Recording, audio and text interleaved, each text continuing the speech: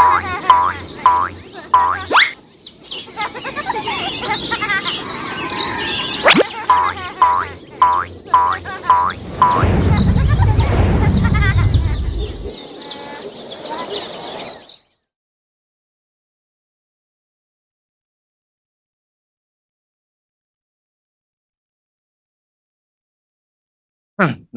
Bismillah. Assalamualaikum warahmatullahi wabarakatuh. Innal hamdalillah nahmaduhu wa nasta'inuhu wa nastaghfiruhu wa natubu ilaih wa na'udzu billahi min syururi anfusina wa min sayyiati a'malina. May yahdihillahu fahuwal muhtad wa may yudlil falan tajida lahu waliyyan mursyida. Asyhadu an la ilaha illallah wahdahu la syarika lah wa asyhadu anna Muhammadan abduhu wa rasuluh la nabiyya ba'dah amma ba'd. فإن أصدق الكلام كلام الله وأحسن الهدى هدى محمد صلى الله عليه وعلى آله وسلم وشر الأمور محدثاتها وكل محدثة بدعة وكل بدعة ضلالة وكل ضلالة في النار أما بعد. Pemirsa Rosyad TV yang dimuliakan Allah Subhanahu wa taala, ya alhamdulillah kita bersyukur kepada Allah Subhanahu wa taala yang mana di pagi hari ini kita masih diizinkan Allah Subhanahu wa taala untuk bersua kembali di dalam kajian rutin kita membahas sebuah risalah atau kutayib yang berjudul Ma la yasa'u atfalul muslimina jahlahu, yaitu perkara-perkara yang tidak sepatutnya ya anak-anak kita tidak mengetahuinya. Nah, jamaah sekalian, para aba wa ummahat dan pemirsa Rosyad TV yang dimuliakan Allah Subhanahu wa taala. Di pertemuan yang lalu kita sudah membahas pertanyaan yang kelima, yaitu pertanyaan yang penting ya dan urgent yang sepatutnya perlu untuk diketahui, bahkan harus setiap muslim apalagi anak-anak kita, yakni tentang di manakah Allah Subhanahu wa taala. Dan di kesempatan yang lalu kita juga sudah membahas ya bagaimana akidah Ahlus Sunnah di dalam menetapkan hal ini. Sebagaimana yang datang di dalam Al-Qur'an dan juga di dalam hadis-hadis Nabi yang sahih dan aqwal dari para ulama salafin salih berkaitan dengan aina Allah, di mana Allah Subhanahu wa taala, yaitu Allah Subhanahu wa taala beristiwa di atas arsy-Nya, di atas langit, Allah tinggi berada di atas hamba-hambanya. Dan ini adalah akidah yang wajib untuk diyakini oleh setiap muslim. Karena tidak sedikit dari kaum muslimin yang mereka salah atau keliru di dalam meyakini tentang hal ini. Dan di kesempatan ini kita akan melanjutkan, yaitu di pertanyaan yang ke-6. Sekarang kita akan bicara tentang Nabi kita yang mulia Muhammad bin Abdullah sallallahu alaihi wa alihi wasallam.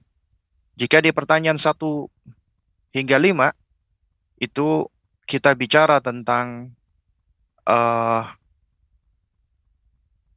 ya ma'rifatullah, mengenal Allah Subhanahu wa taala, maka di pertanyaan yang ke-6 ini adalah bagian dari ma'rifatun nabi atau ma'rifatul rasul, yaitu mengenal Rasulullah sallallahu alaihi wa alihi wasallam.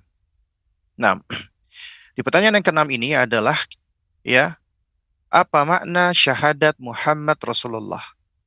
Apa makna syahadat Muhammad Rasulullah? Ya, maka jawabnya adalah maka jawablah nak, maknanya adalah Allah Subhanahu wa taala mengutus beliau kepada alam semesta untuk memberikan berita gembira, mubasyirin, dan memberikan peringatan ya atau mundzirin ya. Karena itulah kita wajib untuk pertama menaati semua apa yang Nabi Shallallahu alaihi wasallam perintahkan. Yang kedua, membenarkan semua apa yang beliau Shallallahu alaihi wasallam sampaikan. Yang ketiga, tidak memaksiati beliau Shallallahu alaihi wasallam, artinya tidak melanggar ya apa yang Nabi Shallallahu alaihi wasallam sampaikan dan tidak mengamalkan apa yang Nabi larang. Kemudian yang keempat adalah tidak beribadah kepada Allah Subhanahu wa taala kecuali dengan apa yang beliau sallallahu alaihi wasallam tuntunkan, yaitu dengan mengikuti sunnahnya dan menjauhi bid'ah.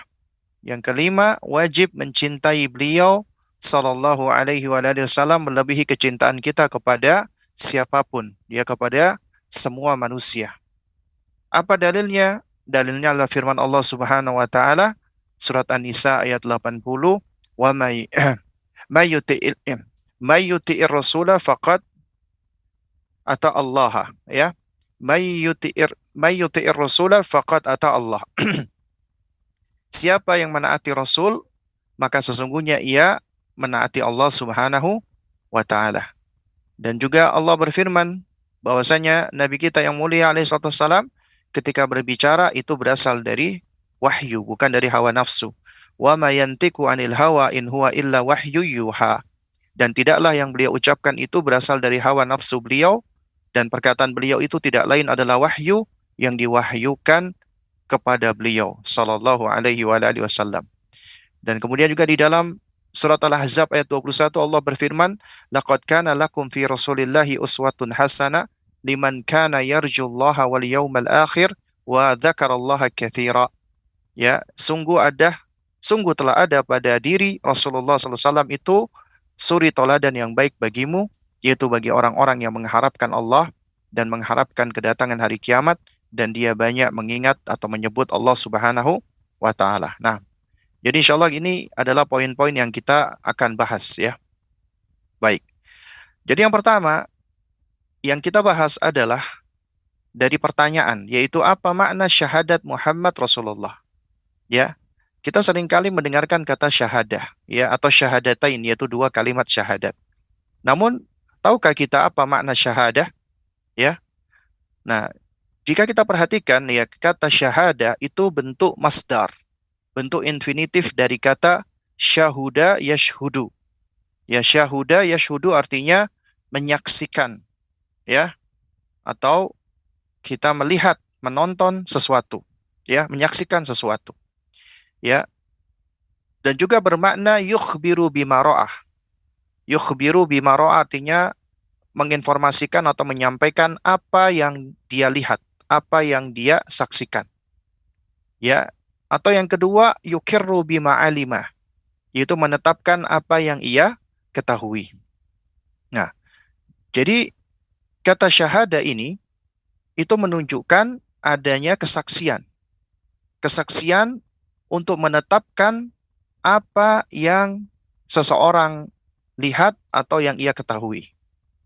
Nah, jamaah sekalian menggunakan Allah Subhanahu wa taala, ini sedikit, ya, cerita, ya. Jadi pernah, ya, di salah satu kampus negeri di Surabaya, ya. Dan ketika itu saya juga uh, masih kuliah, ya, di kampus tersebut. Nah, singkat cerita, di situ ada salah seorang mahasiswa yang terkena dengan syubhat ateisme, ya. Padahal dia seorang muslim, ya. Dia KTP-nya muslim, namun dia terkena syubhat ateis. Dan latar belakang dari mahasiswa tersebut adalah dia berasal dari salah satu pondok pesantren yang ada di Jawa Timur. Ya, kemudian dia aktif di dalam suatu keorganisasian, padahal keorganisasian yang bernamakan organisasi Islam, tapi ternyata itu dipengaruhi dengan sosialisme dan juga dipengaruhi dengan pemahaman ateisme, ya. Nah, jadi mereka ini punya komunitas. Singkat cerita lagi, ya, komunitas ini membuat suatu syubhat. Akhirnya ini menyebabkan adanya diskusi, ya, adanya panel atau diskusi, ya, yang membahas tentang syubhat-syubhat tersebut. Nah, yang menarik adalah si mahasiswa ini, ya, dia katanya pernah mondok, ya, di salah satu pondok di Jawa Timur.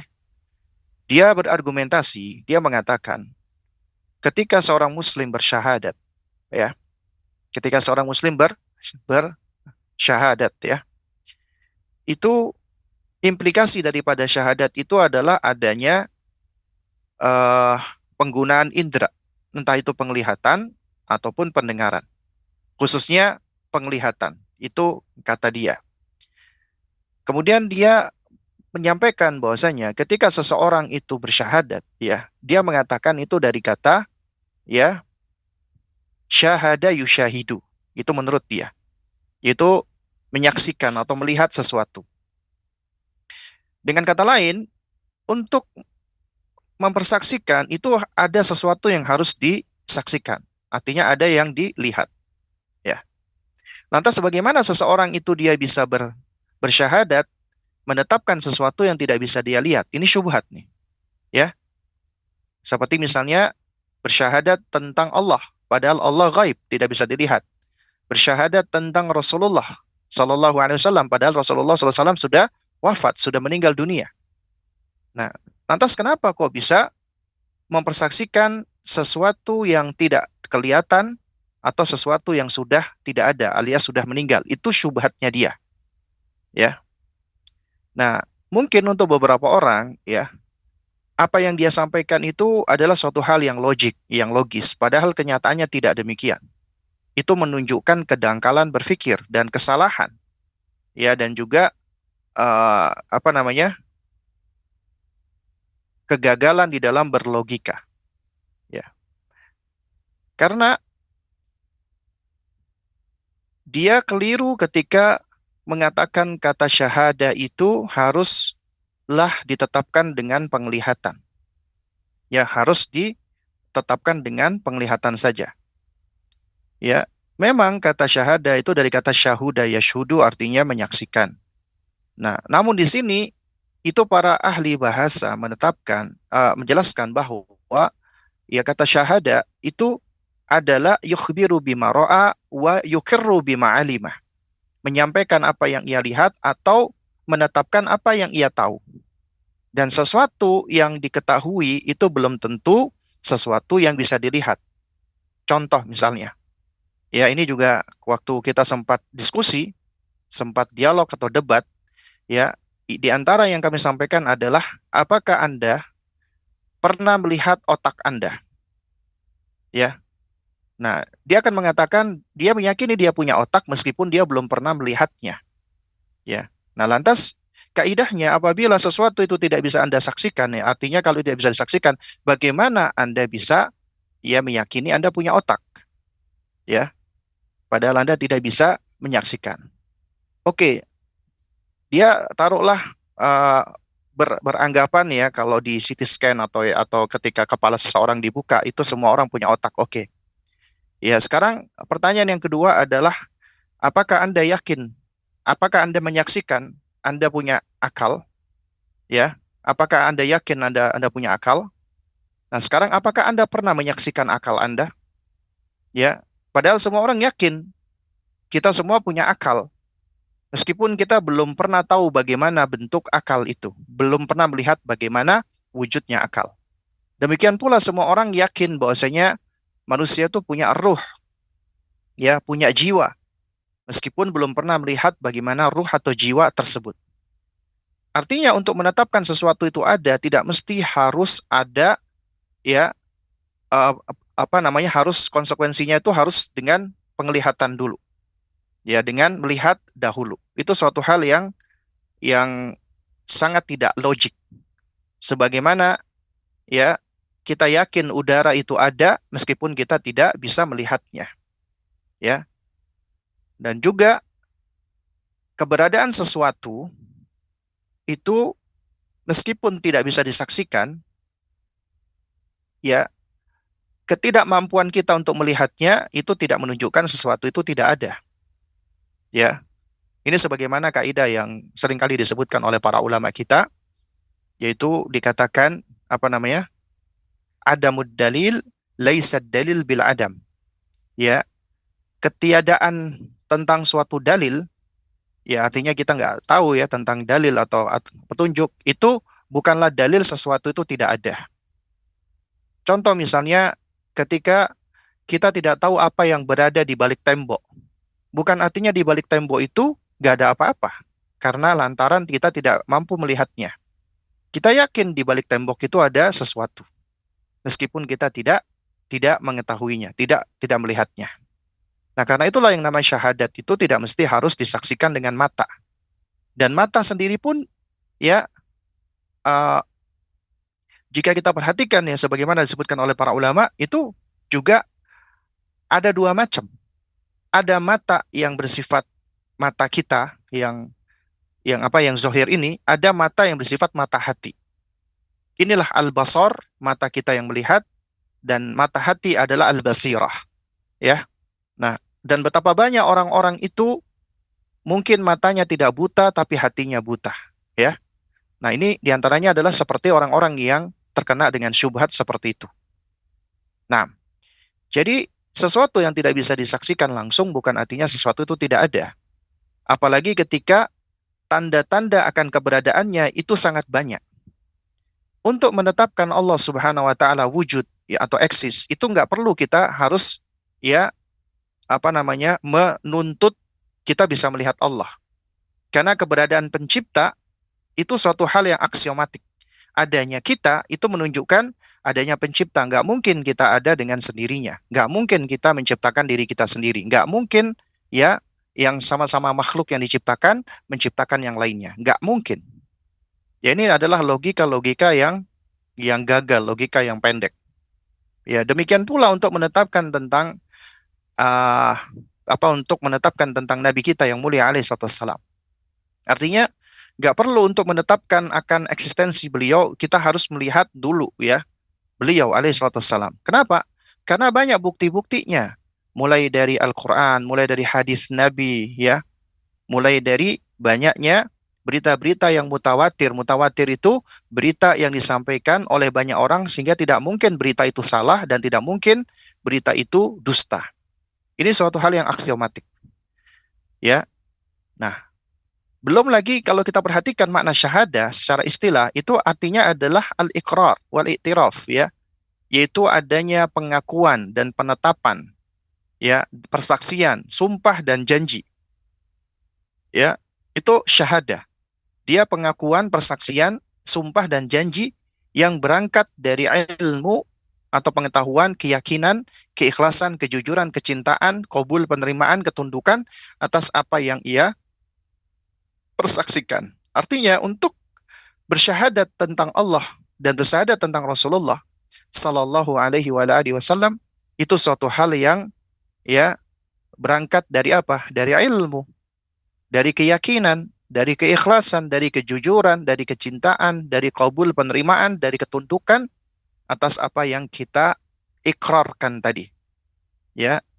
Nah, oleh karenanya nggak perlu sampai harus menuntut lihat dulu baru aku mau meyakini. Ini logikanya orang-orang yang kerdil, logikanya orang-orang yang pandir, ya.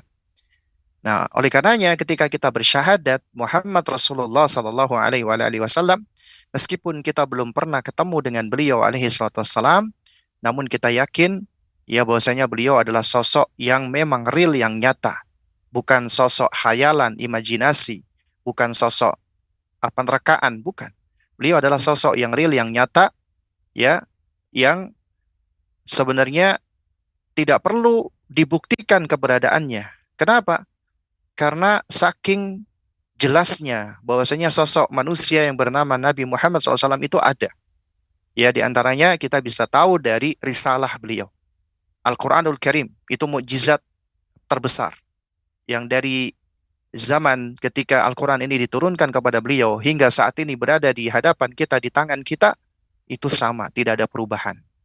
Ya, dan nggak mungkin Al-Quran ini ya berasal dari orang-orang banyak, lebih dari satu atau di karang-karang. Karena apabila Al-Quran ini berasal dari tulisan banyak orang, ya, maka tentunya akan banyak kontradiksi. Kenapa? Karena kaidahnya adalah likulli ra'sin ra'yun. Setiap kepala itu punya pendapat. Jadi nggak mungkin Al-Quran ini berasal dari banyak orang. Al-Quran ini pasti berasal hanya dari satu orang. Dan satu orang tersebut adalah sosok yang disaksikan kenyataan, kebenaran, dan faktanya oleh sejarah. Ya. Nah, Jadi ketika kita bersyahadat Muhammad Rasulullah, berarti kita di sini mengakui, memberikan pengakuan, memberikan persaksian ya tentang beliau alaihi salatu wassalam dengan pengetahuan, dengan keyakinan bahwasanya beliau adalah sosok manusia yang paling utama, yang paling baik, yang paling hebat, yang paling sempurna, yang paling mulia, ya. Dan sosok inilah yang dipilih oleh Sang Pencipta alam semesta untuk menyampaikan risalahnya. Ya, itulah Nabi kita Muhammad sallallahu alaihi wasallam. Karena itu, apa makna syahadat Muhammad Rasulullah? Muhammad adalah utusan Allah, maka jawabannya adalah Allah mengutus beliau. Allah yang mengutus Nabi kita Muhammad sallallahu alaihi wasallam dan diutusnya kepada alam semesta. Bukan diutus untuk suatu kaum, bukan diutus untuk suatu suku, suatu bangsa khusus, tidak, tapi untuk semesta alam, baik dari bangsa jin dan manusia. Ya, untuk manusia semuanya. Ya, manusia dan jin semuanya. Ya, Allah utus untuk alam semesta. Jadi tidak terkhususkan untuk suatu kaum atau bangsa atau suku tertentu. Tidak sebagaimana nabi-nabi dan rasul-rasul sebelumnya. Dan tugas beliau tidak lain dan tidak bukan adalah untuk memberikan berita gembira dan peringatan. Ini adalah salah satu kaidah di dalam pendidikan. Ya, yaitu memberikan berita gembira dan peringatan. Karena kita tahu Allah Subhanahu wa taala ketika menempatkan kita di muka bumi ini atau di dunia, itu adalah tidak lain dan tidak bukan untuk diuji oleh Allah Subhanahu wa taala. Siapa di antara kita ini yang benar-benar layak untuk dekat dengan Allah, untuk bisa kembali ya ke kampung halaman kita, yaitu di surga Allah Subhanahu wa taala. Ya, di mana Allah menciptakan bapak kita Nabiullah Adam alaihissalam di dalamnya. Itulah kampung halaman kita, surga. Ya. Karenanya Allah uji kita semua. Siapa di antara kita yang layak untuk kembali ke surga dan siapa yang tidak. Nah, untuk menguji inilah Allah berikan kita guidance, Allah berikan kita bimbingan, yaitu Al-Quran, sekaligus guide-nya, ya, yaitu Rasulullah Sallallahu Alaihi Wasallam. Dan agar manusia itu mereka tergerak, maka Allah berikan yang namanya konsep reward and punishment. Nah, ini konsep pendidikan ini, reward and punishment. Reward artinya hadiah, balasan, ganjaran, thawab, ya. Dan punishment artinya hukuman, ya, atau azab, iqab, ya, sanksi. Ya. Jadi Allah berikan thawab wa iqab, reward and punishment. Apa itu reward and punishment-nya? Reward-nya Allah diantaranya surga. Punishment-nya Allah diantaranya neraka. Allah memasukkan siapa saja yang Allah rahmati ke dalam surga. Dan Allah memasukkan siapa saja yang Allah kehendaki sesuai dengan keadilan dan hikmahnya, yaitu mereka orang-orang yang Allah benci lantaran karena mereka menentang dan durhaka kepada Allah. Padahal telah datang kepada mereka ilmu, padahal telah datang kepada mereka peringatan, yaitu dari para nabi dan rasul, tapi mereka tetap menentang, mereka tetap keras kepala, makanya Allah Subhanahu wa taala masukkan mereka ke dalam neraka. Allah ciptakan neraka wa'iddat lil kafirin. Allah sediakan bagi orang-orang yang menentang, orang-orang yang durhaka, orang-orang yang kafir. Dan Allah ciptakan surga, ya, wa'iddat lil muttaqin. Allah sediakan bagi orang-orang yang bertakwa, orang-orang yang mau tunduk patuh kepada Allah Subhanahu wa taala. Ya. Nah, kemudian Allah utus para nabi dan rasul untuk memberikan berita gembira bagi siapa yang taat dan menerima, mengimani Allah dan Rasulnya, maka mereka akan mendapatkan kabar gembira, dimasukkan ke dalam surga. Agar manusia termotivasi, agar manusia semangat untuk melakukan amal ketaatan. Dan juga ya, para nabi dan rasul itu memberikan peringatan bagi siapa yang menentang, siapa yang kufur, siapa yang tak mau beriman, yaitu dengan ancaman neraka, siksa yang pedih, yang seharusnya menimbulkan rasa khauf atau rasa takut, ya, sehingga manusia akan menjauh dari kemaksiatan dan keburukan. Ya, itulah tugas para nabi dan rasul, termasuk nabi kita SAW, adalah sebagai mubasyir dan muntir. Dan ini Allah sebutkan di dalam sejumlah ayat, di antaranya di dalam surat ya Al-Kahfi ayat 56, kemudian juga di dalam surat Al-Baqarah 213, An-Nisa 165, kemudian Al-An'am ayat 48. Ya, Allah Subhanahu wa taala mengatakan wa man nursilul mursalina illa mubasyirina wa mundhirin, ya. Wa man nursilul mursalina illa mubasyirin wa mundhirin. Dan tidaklah kami mengutus para rasul kecuali sebagai pembawa berita gembira dan sebagai penyampai peringatan. Nah, oleh karenanya di sini tugas Nabi ini adalah tugas pendidikan, tugas tarbiyah. Bahkan ini termasuk kaidah di dalam pendidikan Islam. Ya, di mana kita ini ketika memberikan mauidhah nasihat ya, itu kata Syekh Utsaimin rahimahullah yang namanya al-mauidhatu ya hiya ya ma minal kalami fihi amrun wa nahyun wa targhibun wa tarhibun wa thawabun wa uqubatun. Ya, yang namanya nasihat itu adalah suatu perkataan yang berisi perintah atau larangan, motivasi atau ancaman yaitu targhib wa tarhib, atau ya reward and punishment yaitu thawab wa uqubah, ya. Nah, jadi ini adalah di antara kaidah pendidikan Islam. Ada perintah, ada larangan, ada motivasi, ada ancaman, dan ada reward and punishment. Dari sini akhirnya para ulama itu mengambil ya atau beristimbat tentang konsep dakwah dan pendidikan yaitu dengan cara tasfiyah wa tarbiyah. Ya, tasfiyah wa tarbiyah atau takhliyah wa tahliyah. Itu membersihkan, mensucikan, baru kemudian mendidik. Ibarat orang menanam, dibersihkan dulu ya dari berbagai macam gulma, hama, kotoran, baru kemudian ditanam. Nah, jadi ini adalah konsep pendidikan, ya. Dari misi para nabi dan rasul termasuk nabi kita sallallahu alaihi wasallam ketika nabi memberikan berita gembira dan memberikan larangan. Makanya kita akan mendapati dalil-dalil dari Al-Quran dan Sunnah itu tidak akan lepas dari ini. Yaitu yang akan memberikan dorongan-dorongan atau motivasi-motivasi yaitu targhib yang akan membuahkan roja, mengharap ya kepada Allah Subhanahu wa taala, dan juga tarhib yaitu ancaman-ancaman ya, yaitu agar tidak jatuh kepada perbuatan-perbuatan yang dibenci oleh Allah, kemungkaran-kemungkaran dan kemaksiatan-kemaksiatan, ya. Agar muncul dengan ancaman atau tarhib tersebut khauf, rasa takut, takut kepada murka Allah, ancaman Allah, ya. Nah, oleh karenanya hamba ketika beribadah gak bisa lepas dari harap dan takut, ya. Dan yang menjadi landasan utamanya adalah mahabbah, cinta. Inilah menjadi pilar dalam ibadah, yaitu mahabbah, khauf dan roja, cinta, takut dan harap, ya. Nah, itu diibaratkan ya oleh Ibnul Qayyim rahimahullahu taala bahwasanya ketiga hal ini itu harus ada di dalam amalan ibadah ketika menuju kepada Allah. Ya, diibaratkan bahwasanya mahabbah itu seperti ya apa namanya? Apa namanya? Seperti kepala burung ya. Jadi seperti apa, kepala burung ya. Sementara khauf dan roja seperti kedua sayapnya. Apabila kepala burung tersebut putus, maka mati.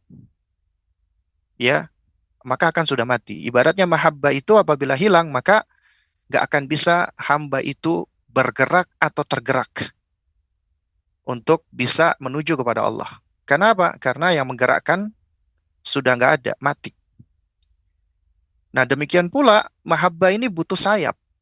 Ya, apa, kepala atau burung ini butuh sayap agar bisa terbang, yaitu roja dan khauf. Ya, dan manakala ya salah satu dari sayap itu hilang, maka juga tidak akan bisa terbang. Ya, karenanya harus ada ketiga hal ini, yaitu mahabbah, roja dan khauf. Mahabbah itu ya berasal dari ma'rifah. Ya, makanya dikatakan man arafa ya man apa namanya? Arafallaha ahabbahu, siapa yang mengenal Allah akan mencintai. Pasti itu siapa yang mengenal Allah, karena yang dipelajari adalah Sang Khalik yang maha sempurna, sementara jiwa manusia itu mudah takjub dengan hal-hal yang begitu bagus, begitu indah, ya. Kalau kita mudah takjub dengan keindahan alam semesta, ya, keindahan pantai, gunung, kita takjub, maka bagaimana apabila itu Sang Pencipta? Tentunya hati akan lebih takjub lagi, akan didorong oleh fitrah di dalam diri, akal sehat, ya. Kita akan lebih takjub lagi. Makanya siapa yang semakin mengenal Allah akan semakin mencintainya. Ya, waman ahabbahu ya ata'ahu, dan siapa yang mencintai, konsekuensinya dia harus menaati, mesti menaati. Karena nggak mungkin orang mencintai itu tidak menaati. Berarti cintanya cinta palsu. Ya, jadi harus harus mentaati. Ya, itulah konsekuensi daripada cinta. Ya. Nah, oleh karenanya dengan mengenal Allah dan kita ajarkan anak-anak kita yaitu ma'rifatullah, kita harapkan akan tumbuh mahabbatullah, cinta kepada Allah. Dan ini terutama kita bangun di 7 tahun pertama kehidupannya. Fokusnya adalah membangun mahabbah. Ya, cuman ya bukan artinya kita cuman ngajarkan mahabbah tok, tidak, ya tetap kita ajarkan ya adanya motivasi-motivasi untuk beramal dan juga sedikit ancaman, sedikit ya. Ini kenapa kok sampai 7 tahun? Ya ini kita berangkat dari hadis tentang sholat. Muru auladakum bis sholat wahum abna'us sab'in. Perintahkanlah anakmu untuk sholat di usia 7 tahun. Ya ini mengandung isyarat, ya. Nabi menyebutkan usia spesifik 7 tahun karena umumnya anak 7 tahun itu sudah tamis, mereka sudah memiliki ya kemampuan untuk bisa tumak ninah, untuk bisa tenang. Rentang konsentrasinya sudah lebih panjang dan mereka sudah tidak lagi begitu banyak butuh bergerak. Ya, karena 7 tahun pertama mereka itu banyak gerak, susah diam, rentang konsentrasi pendek, sementara sholat itu butuh tumak ninah dan khusyuk. Dan sholat bukan cuma gerak tubuh saja, tapi juga yang penting dari itu adalah kekhusyuan di dalam hati. Dan yang paling penting itu adalah yang menggerakkan untuk sholat. Apa yang menggerakkan hamba untuk sholat? Untuk kita tahu ya kata Syekh Utsaimin, as-shalah hiya as-silatu bainal abdi wa rabbih. Adalah hubungan, koneksi antara hamba dengan Rabbnya. Apabila seseorang ingin ya berhubungan dengan Rabbnya melalui sholat, makanya sholat itu suatu hal yang istimewa. Itu alaqah, hubungan yang kuat, ya koneksi yang kuat hamba dengan Allah, yaitu sholat. Dan hamba gak akan atau sulit untuk tergerak melakukan ini apabila dia tidak mencintai Rabbnya. Karena siapa yang mencintai, dia kepingin untuk bersua, bertemu, berjumpa dengan yang dia cintai. Dia rindu pengen ketemu dengannya. Sehingga yang menggerakkan itu apa? Cinta, mahabbah. Karenanya, sebelum anak diperintahkan sholat, maka bangun dulu kecintaannya kepada Allah. Agar kecintaan inilah yang nanti akan mendorong dia untuk senang beribadah, senang sholat. Nah, baru kemudian di usia 7 tahun, orang tua memerintahkan anak untuk sholat. Dan ketika memerintahkan di sini, ini makanya kaidah ya yang disebutkan ya oleh di antaranya oleh Fadilatul Syekh ya Ahmad Nasir At-Tayyar ya hafizahullah, bahwasanya at-targhibu muqaddama ya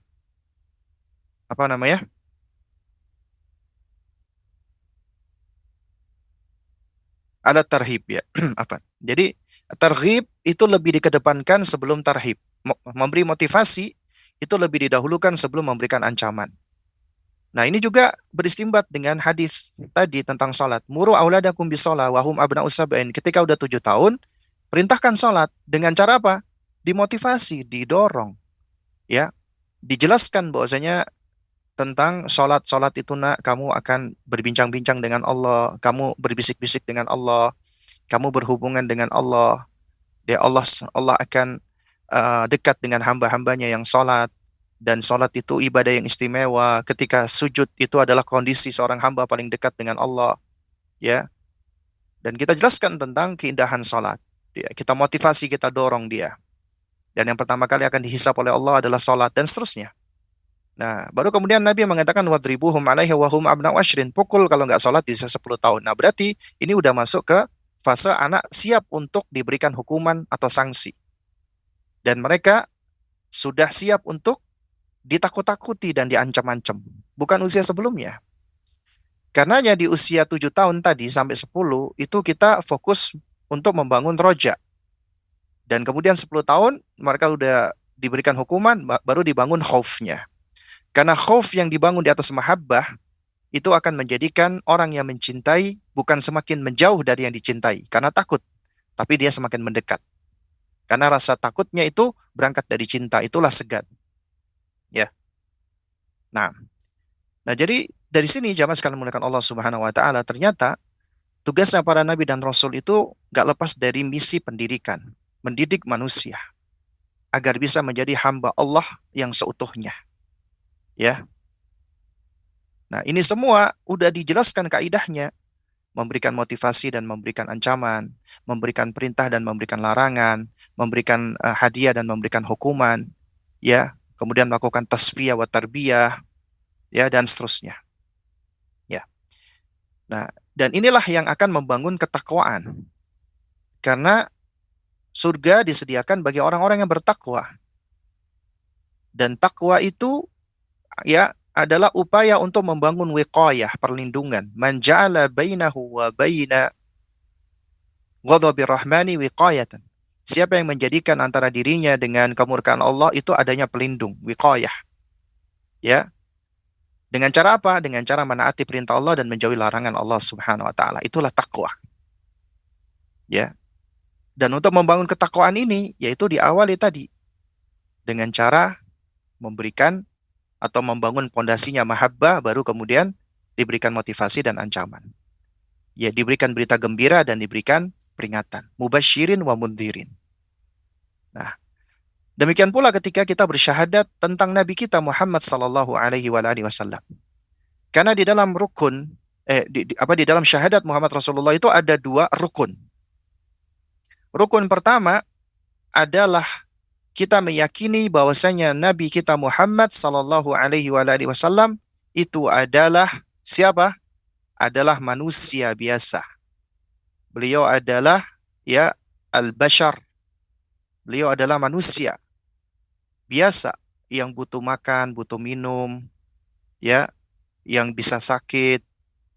Sehingga apa? Sehingga ini akan menghilangkan sifat ifrat, berlebih-lebihan, gulu sebagaimana orang-orang Nasara kepada Isa ibnu Maryam. Ya. Nah, jadi ini akan menghalangi kita untuk menyekutukan Allah dengan memberikan sifat-sifat ilahiyah atau sifat-sifat ketuhanan kepada makhluk, ya, termasuk kepada Rasulullah sallallahu alaihi wasallam. Makanya Allah jadikan beliau sebagai utusan dari apa? Dari bangsa manusia biasa. Nabi dan Rasul kita bukan dari bangsa malaikat. Ya, atau dari bangsa lainnya, tapi dari bangsa manusia. Kita sama-sama satu jenis manusia. Sehingga dengan sama jenisnya dengan manusia, ya, maka ini menyebabkan tidak ada alasan bagi kita untuk tidak bisa meniru dan mencontoh. Karena tujuan Allah mengutus Nabi dan Rasul, termasuk Nabi kita Sallallahu Alaihi Wasallam, adalah agar bisa menjadi contoh dan teladan. Agar kita bisa meniru, karena mereka adalah guide kita. Nah, tapi meskipun beliau manusia biasa, beliau manusia yang istimewa. Yaitu rukun kedua. Ya, yaitu apa? Rasulullah. Beliau adalah Abdullah, hamba Allah. Ya, sehingga kita nggak boleh ghulu, berlebih-lebihan. Dan yang kedua, beliau adalah Rasulullah sallallahu alaihi wasallam, utusan Allah.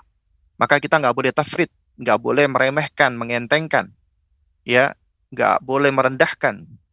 Bahkan kita harus memuliakan dan wajib mencintai beliau lebih daripada kecintaan kita kepada siapapun. Dan beliau adalah manusia terbaik. Ya, Allah memilih di antara manusia ini manusia-manusia yang terbaik. Allah jadikan Nabi dan Rasul, dan Allah pilih Nabi kita Muhammad SAW sebagai Nabi terakhir dan sebagai manusia yang terbaik secara mutlak. Ya, dan Allah yang lebih tahu. Karenanya Nabi kita Muhammad SAW itu adalah termasuk salah satu Khalilullah. Jadi kalau kita ngomong tentang Khalilullah, apakah kasih Allah, itu 2. Nabiullah Ibrahim alaihissalam, Khalilullah, dan Nabi kita Muhammad sallallahu alaihi wasallam. Dan Allah berikan kepada Nabi kita itu kemuliaan dan kekhususan yang tidak diberikan kepada Nabi dan Rasul yang lainnya. Allah berikan kepada beliau al-wasilah. Allah berikan kepada beliau al-kautsar. Allah berikan kepada beliau al-haud. Allah berikan kepada beliau ya maqam mahmud ya. Nah, sehingga kita wajib untuk apa? Untuk mencintai beliau ya. Nah, dan beliau adalah orang yang pertama kali akan dibangkitkan dari kuburan beliau. Ya, dan beliau orang yang pertama kali memberikan syafaat dan mendapatkan syafaat. Ya. Makanya beliau mengatakan ana sayyidu waladi Adam yaumil qiyamah. Aku adalah pemimpinnya anak Adam di hari kiamat. Ya. Nah, wa ana awwalu man yunshaku anhu al-qabr. Aku adalah orang yang pertama kali akan dibelah kuburnya, artinya akan dibangkitkan. Wa ana awwalu syafi' wa awwalu musyaffa. Ya. Aku adalah orang yang pertama kali memberikan syafaat dan yang pertama kali diberikan syafaat. Karena jangan heran apabila ya kita mungkin mendengar ya tentang kejadian Isra Mi'raj ya. Bahwasanya ketika Nabi diisrakan hingga ke ke Masjidil Aqsa, kemudian Nabi bertemu dengan para nabi dan para rasul, maka beliau yang mengimami ya salat di hadapan para nabi dan para rasul ya. Dan Nabi SAW itu diberikan keistimewaan ya, sebagaimana kata Nabi ya, fudhiltu 'alal anbiya bisittin. Aku diberikan keutamaan dibandingkan para nabi-nabi yang lain itu dengan 6 hal. Pertama adalah apa? Nabi SAW mengatakan u'titu jawami al-kalim. Aku diberikan oleh Allah jawami al-kalim, ya. Yaitu suatu kalimat yang baligh, yang fasih. Suatu kalimat yang jelas, yang terang, yang pendek, yang ringkas, tapi begitu kaya dengan makna. Begitu kaya dengan faidah. Begitu syarat dengan manfaat. Ucapan yang singkat, tapi begitu padat. Begitu banyak manfaatnya. Ya. Kemudian apa? Wa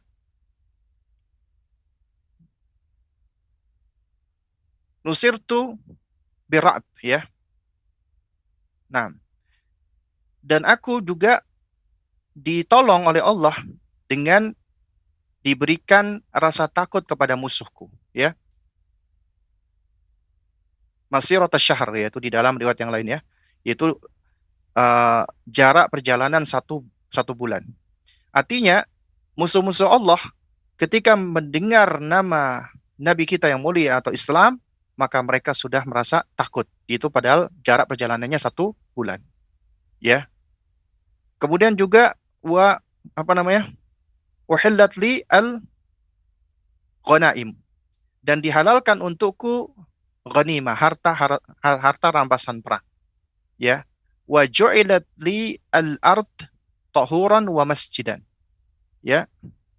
Dan dijadikan untukku ya bumi itu sebagai tempat yang suci, sehingga bisa dipakai untuk bertayamum, wa masjidan, dan bisa dijadikan tempat untuk sholat.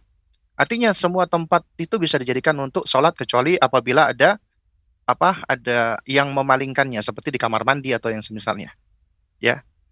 Dan kemudian juga wa ursiltu ilal khalqi kafa, dan aku diutus kepada seluruh makhluk. Ya. Wa khutima bi an-nabiyun, dan aku sebagai penutup semua nabi. Artinya akulah nabi yang terakhir. Nah, jadi dari sini jamaah sekalian dimuliakan Allah Subhanahu wa taala, nabi kita itu banyak sekali keistimewaannya yang apabila kalau kita bahas ya tentunya akan butuh waktu yang sangat panjang. Nah, inilah 2 rukun dari syahadat Muhammad Rasulullah yang harus kita pahami dan juga harus kita ajarkan kepada anak kita. Beliau manusia biasa, Abdullah, hamba Allah, yang juga beribadah kepada Allah. Beliau bukan Tuhan, beliau tidak bisa memberikan manfaat dan madarat, ya. Beliau juga tidak bisa uh, apa namanya, menciptakan dan selainnya. Karenanya kita nggak boleh berdoa kepada beliau, nggak boleh minta-minta kepada beliau kecuali hanya kepada Allah. Beliau manusia biasa. Tapi beliau yang kedua adalah manusia istimewa, Rasul, yang wajib kita cintai, wajib kita sayangi, wajib kita muliakan, wajib kita hormati.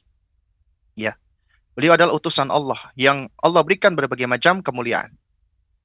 Nah, karena itu, ya di sini kita lanjutkan Syekh ya menyebutkan di antara konsekuensi syahadat Muhammad Rasulullah adalah pertama kita wajib menaati semua yang Nabi SAW perintahkan, apapun itu. Kita taati. Itulah tanda dari syahadat kita. Kalau kita benar-benar bersyahadat, kita mengakui, menyaksikan, ya, menetapkan Nabi kita Muhammad SAW sebagai utusan Allah. Allah memberikan risalah, berarti Nabi adalah guide kita, pembimbing kita, yang memberikan kita petunjuk, bimbingan menuju kepada Allah. Berarti semua apa yang Nabi perintahkan pasti mengandung kebaikan. Siapa yang ingin kebaikan, maka hendaknya dia menaati Rasulullah Sallallahu Alaihi Wasallam. Ya. Kemudian yang kedua adalah tasdikuhu, membenarkan ya semua apa yang beliau sampaikan, yang beliau ucapkan. Apapun yang beliau sampaikan, selama itu sahih, valid, otentik dari Nabi, bukan palsu, bukan yang diada-adakan, bukan la aslalahu, ya, tapi dia otentik, sahih, ya, dari Nabi, maka wajib kita benarkan meskipun akal kita nggak mampu menjangkau. Ya, meskipun akal kita tidak mampu memahaminya, kita wajib benarkan. Ya, karena akal kita terbatas, sementara wahyu yang berasal dari beliau itu suatu hal yang qat'i, yang pasti. Kemudian yang ketiga, tidak memaksiati beliau, artinya kita tidak melanggar tidak melanggar larangan-larangan yang beliau berikan. Karena larangan dari Nabi SAW itu pasti mengandung keburukan. Itu menunjukkan kasih sayang Nabi ketika Nabi memberikan larangan. Karenanya tidak boleh kita mendurhakai beliau dan memaksiati beliau. Kemudian yang keempat, ini yang gak kalah pentingnya lagi, yaitu tidak beribadah kepada Allah. Karena kita tahu ya, untuk beribadah kepada Allah, maka gak bisa sembarangan. Amal yang kita lakukan itu haruslah amal yang Allah ridhoi dan Allah cintai. Karena ibadah itu adalah ismun jami'un likulli ma yuhibbuhullah wa yardha minal aqwali wal af'al adh-dhahira wal batinah. Ibadah itu adalah suatu sebutan yang komprehensif yang mencakup apa yang Allah cintai, apa yang Allah ridhoi, baik itu ucapan ataupun perkataan yang zahir atau yang batin. Kuncinya adalah Allah ridha dan Allah cinta dari amal tersebut. Apabila Allah tidak ridha dan cinta, maka bukan ibadah, nggak akan bermanfaat. Karena ya kita nggak bisa melakukan suatu amalan yang Allah ridhoi dan Allah cintai kecuali dengan dua cara, yaitu apa? Mengikuti apa yang Allah sampaikan sendiri di dalam Al-Quran, dan Al-Quran itu tentunya disampaikan kepada siapa? Rasulullah, yang paling tahu Rasulullah. Dan yang kedua, kita mengikuti tata cara manusia yang Allah berikan risalah, Allah pilih untuk menyampaikan risalah darinya. Sehingga yang paling tahu apa yang Allah ridhoi dan Allah cintai adalah orang tersebut, yaitu Rasulullah Sallallahu Alaihi Wasallam. Sehingga kita nggak mungkin bisa tahu apa yang Allah ridhoi dan Allah cintai, dan nggak mungkin kita bisa beribadah sesuai dengan apa yang Allah ridhoi dan Allah cintai kecuali mengikut Rasulullah Sallallahu Alaihi Wasallam. Makanya para ulama menyebutkan ya bahwasanya al-aslu fil ibadah adalah al-mamnu. Hukum asal di dalam ibadah adalah terlarang. Ya, adalah terlarang. Gak boleh sampai ada dalilnya. Ya, sampai ada dalilnya. Karena yang kita nggak boleh beribadah kecuali apa yang Nabi ajarkan, tuntunkan, syariatkan. Yaitu dengan mengikuti sunnah beliau, itu konsekuensi daripada syahadat Muhammad Rasulullah, mengikuti tuntunan beliau, dan menjauhi bid'ah. Karena apabila haknya Allah tauhid, lawannya syirik, maka haknya Nabi diikuti sunnahnya, dan dijauhi bid'ah di dalam agama. Kalau ada yang bertanya apa yang maksud dengan bid'ah, ya ini ada orang yang salah paham. Ya, dan bahkan ada yang alergi dengan kata bid'ah. Padahal Nabi SAW sendiri yang menyebutkan kata bid'ah. Ya, Nabi mengatakan wa kullu bid'atin dhalalah. Itu Nabi yang mengatakan. Dan setiap bid'ah itu sesat. Nabi menyebutkan dengan tegas bid'ah. Ya, Nah, para ulama menerangkan apa sih bid'ah itu? Di antaranya definisi yang baik itu yang disebutkan oleh Al-Imam Asy-Syatibi rahimahullah di dalam Al-I'tisam, beliau mengatakan yang dimaksud dengan bid'ah adalah ibaratun an tariqatin fid dini. Ya, suatu ungkapan ya yang menunjukkan suatu cara di dalam agama, suatu metode di dalam agama. Ini garis bawahi fid din ya. An tariqatin fid din. Suatu cara tertentu di dalam agama ya, mukhtari'atin yang dikreasikan, yang dibuat-buat, dikarang-karang, diciptakan. Karena yang nggak boleh kita berkreasi di dalam agama. Ya, tapi dalam urusan dunia boleh. Nggak boleh kita berinovasi di dalam agama. Dalam masalah dunia boleh, bahkan dianjurkan. Ya, jadi suatu ungkapan yang menunjukkan suatu cara tertentu di dalam agama yang dibuat-buat, yang dikarang-karang. Ya, tudahi asy-syar'iyyah, yang menyerupai syariat. Ya, yang dibuat mirip dengan syariat, menyerupai syariat, yuqsadu bisuluki 'alaiha al-mubalaghatu fit ta'abbudi lillahi subhanahu. Yang tujuan pelaksanaannya adalah untuk apa? Untuk berlebih-lebihan di dalam beribadah kepada Allah Subhanahu wa taala. Maka itulah bid'ah. Ya. Jadi yang dimaksud di dalam bid'ah di sini adalah di dalam agama. Bukan inovasi duniawi seperti mobil, pesawat, speaker, internet dan lain sebagainya. Ada orang mengatakan, ya ente bro dikit-dikit bid'ah, sana lo, jangan naik mobil, naik unta aja gitu kan. Ya, kalau gitu jangan pakai handphone. Ya, itu handphone ente bid'ah dan semisalnya. Ini ucapan orang-orang yang nggak ngerti tentang bid'ah. Ya, padahal bid'ah itu yang dimaksud sini adalah di dalam urusan agama. Kalau urusan dunia, maka bukan hanya boleh, tapi dianjurkan berinovasi di dalam hal dunia. Tapi inovasi dalam hal ibadah nggak boleh. Agama sudah sempurna, ya. Agama sudah sempurna. Kewajiban kita cukup mengikuti saja. Makanya dikatakan Abdullah bin Mas'ud radhiyallahu taala anhu, ya ittabi'u wa la tabtadi'u faqad kufitum. Ikuti saja, teladani saja, contoh saja. Jangan membuat-buat bid'ah, jangan ngarang-ngarang. Karena kalian sudah dicukupi. Agama kita udah sempurna, nggak perlu lagi ada tambahan-tambahan yang lainnya. Kemudian yang kelima adalah wajib mencintai beliau melebihi kecintaan kita kepada siapapun. Ya, ini konsekuensi daripada syahadat Muhammad Rasulullah Sallallahu Alaihi Wasallam. Ya, sehingga kita harus apa? Harus mencintai beliau gitu loh. Ya, melebihi daripada siapapun. Ya, nah, jadi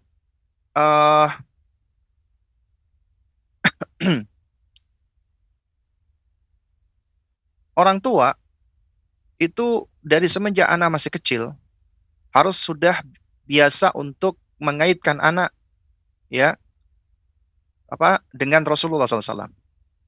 Ketika dia mengajarkan adab mulai dari semenjak kecil, maka di antara yang harus kita jelaskan adalah ini adalah yang diajarkan oleh Nabi kita nak, ya. Dan kita harus sudah sering-sering mentalkin mereka.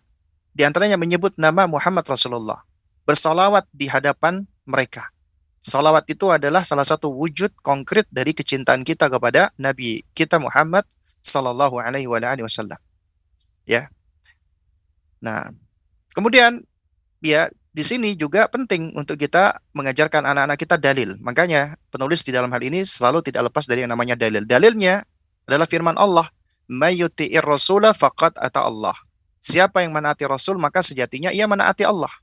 Jadi siapa yang dia menaati Rasulullah SAW maka sejatinya dia telah menaati Allah Subhanahu wa taala. Ya. Nah, juga sama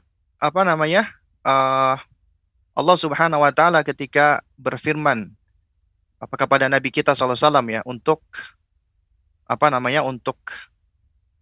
uh, menunjukkan bukti ya bagi siapa yang mencintai Allah ya. Kul, katakanlah wahai Muhammad ya sallallahu alaihi wasallam, ya in kuntum tuhibbunallaha fattabi'uni yuhibbukumullah wa yaghfir lakum dzunubakum. Apabila kalian benar-benar mencintai Allah, maka ikuti aku, yaitu ikuti Rasulullah sallallahu alaihi wasallam. Maka niscaya Allah akan mencintai kalian dan akan memberikan ampunan atau maaf kepada kalian. Dari sini, ya apabila kita benar-benar cinta kepada Allah, maka harus menaati Rasulullah. Ya.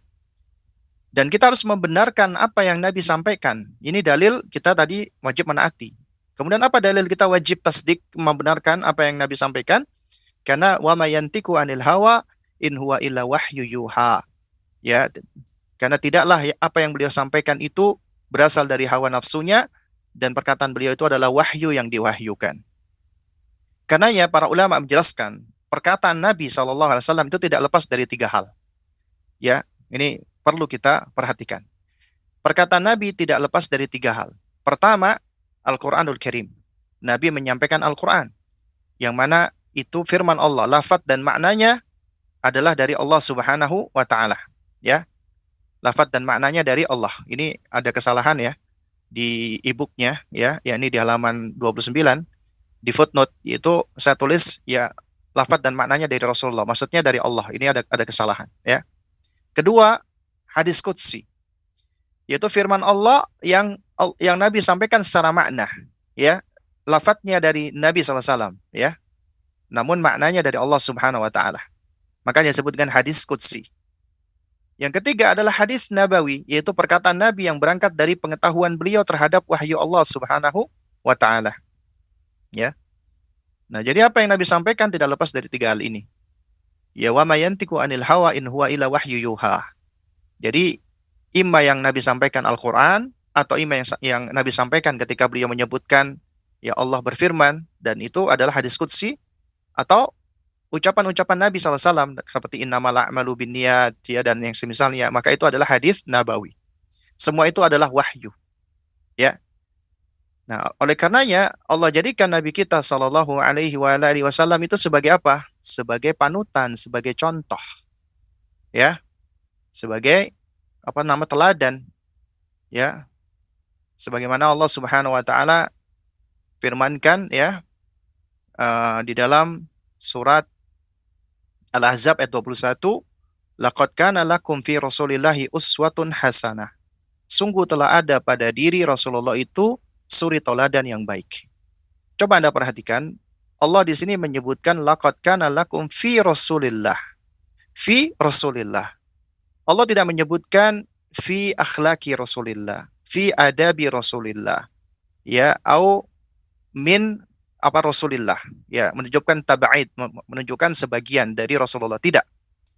Tapi di sini Allah menyebutkan fi Rasulillah, artinya di dalam diri sosok Rasulullah. Itu ada teladan. Berarti ya keteladanan itu ada pada sosok Nabi SAW. Ya. Makanya para ulama menyebutkan yang dimaksud dengan sunnah itu adalah ma'udhifa ilan Nabi SAW, segala sesuatu yang disandarkan kepada Nabi, ya, baik itu min qaulin au fi'lin au taqririn au sifati khalqiyah au khuluqiyah. Baik itu perkataan, baik itu perbuatan, baik itu persetujuan ataupun sifat ya perangai beliau ataupun sifat-sifat penampilan beliau. Maka itu adalah teladan bagi kita. Semua apa yang ada pada Nabi itu adalah teladan. Teladan yang baik. Ya, yaitu bagi liman kana yarjullaha wal yaumal akhir, yaitu bagi mereka-mereka yang mengharapkan Allah dan hari akhir. Ya. Ini menarik adalah ketika disebutkan ya mengharapkan Allah dan hari akhir, ya. Karena Nabi juga SAW kadang-kadang beliau bersabda, "Man kana yu'minu billahi wal yaumil akhir, ya, falyakul khairan aw liyasmut." Siapa yang beriman kepada Allah dan hari akhir, hendaknya dia bicara baik atau dia diam. Atau man kana yu'minu billahi wal yaumil akhir, ya, falyukrim jarahu. Hendaknya dia memuliakan apa namanya? Tetangganya, ya, dan juga hadis-hadis yang semisal. Kenapa disebutkan mengimani Allah dan hari akhir? Kenapa kok barang siapa yang mengimani Allah dan kitabnya, atau barang siapa yang mengimani Allah dan nabinya, atau barang siapa yang mengimani Allah dan takdir, kan? Kenapa tidak digunakan kalimat seperti itu? Di antaranya diterangkan oleh para ulama, ini menunjukkan bahwasanya amalan itu ada dua poin penting, yaitu ada starting point-nya dan ada finishing point. Ada awalnya dan ada akhirnya. Ya, amalan itu ada awalnya. Awalnya atau starting point-nya adalah karena Allah. Ya, keimanan kepada Allah. Aku melakukan ini karena Allah, ikhlas karena Allah. Kemudian ada finishing point-nya. Finishing point-nya adalah apa? Hari akhir. Dan balasan di hari akhir itulah yang paling sempurna dan paripurna, bukan balasan yang ada di dunia. Ya, jadi amal-amal yang kita lakukan itu kelak nanti semuanya akan dibalas di hari akhir. Dan orang-orang beriman tentunya dia menginginkan Allah dan menginginkan balasan hari akhir ketimbang balasan di dunia ini. Maka dikatakan liman kana yarjullaha wal yaumal akhir. Bagi siapa yang berharap kepada Allah dan hari akhir. Wa dzakarallaha katsiran, dan dia banyak ya menyebut dan mengingat Allah Subhanahu wa taala. Nah, baik. Ya, ini mungkin yang bisa disampaikan di kesempatan kita pada pagi hari ini ya, yaitu di pertanyaan ke-6. Insya Allah nanti di pertemuan berikutnya kita akan masuk ke pertanyaan yang ke-7, yaitu kita akan bicara berikutnya adalah tentang masalah ibadah, ya, yaitu tujuan Allah menciptakan kita dan apa itu ibadah. Insya Allah di dalam pertanyaan-pertanyaan berikutnya. Baik, ini ada pertanyaan yang sudah masuk ya.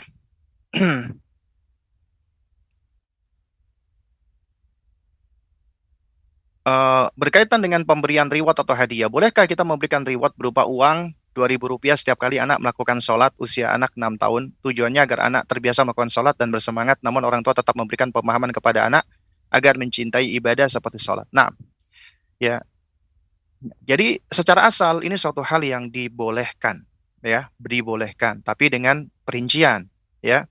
Karena dahulu juga ada sebagian salaf juga mempraktekkan hal ini. Mereka mengajarkan anaknya tentang ibadah dan mereka kasih hadiah, di antaranya mereka kasih uang, ya, mereka kasih dinar atau dirham, ya.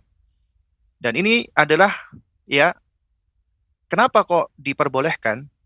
Bukankah nanti anak akan melakukan amalan itu uh, pamrih dunia atau yang semisalnya, ya? Maka jawabannya adalah yang pertama, memberikan anak hadiah, ya, yang bersifat materi di dunia itu sebenarnya tujuannya adalah untuk membangun pemahaman konkret mereka terhadap balasan atau ganjaran. Ya. Karena kita tahu pahala dari Allah Subhanahu wa taala itu sesuatu yang abstrak, tidak konkret.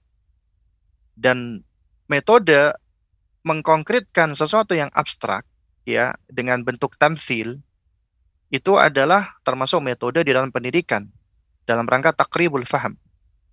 Dengan kata lain, ketika kita misalnya ya ingin menunjukkan Allah Maha Baik loh, nak, tapi mereka belum pernah menyaksikan secara langsung ya kebaikan-kebaikan. Padahal kebaikan Allah itu banyak sebenarnya. Nah, diantaranya dengan baiknya orang tua kepada anak itu salah satu wujud ya anak belajar tentang tentang tentang apa namanya tentang kasih sayang Allah misalnya ya. Makanya wujud konkret kasih sayang Allah itu adalah ada pada orang tua sebenarnya ya. Nah, itu sebagai sesuatu yang konkret yang mahsus, yang malmus, ya artinya mahsus dan malmus itu yang bisa mereka indra secara langsung gitu loh. Juga sama, misal contoh ya, ini juga sebenarnya konsep yang sudah saya sampaikan di pertemuan yang lalu ya, untuk membangun pemahaman. Misalnya contoh begini, nah, kamu kalau melakukan amal kebaikan dan ketaatan, Allah akan ganjar kamu dengan surga.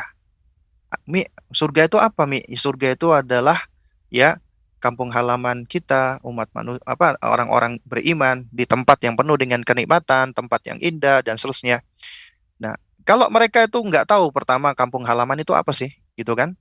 Nah, kita perlu jelaskan, misalnya, nah, kampung halaman itu adalah rumah di mana kita tinggal di situ, kemudian kita pergi dan kita tinggal di dunia itu adalah seperti itu ibaratnya, sebagaimana kata Nabi SAW ya.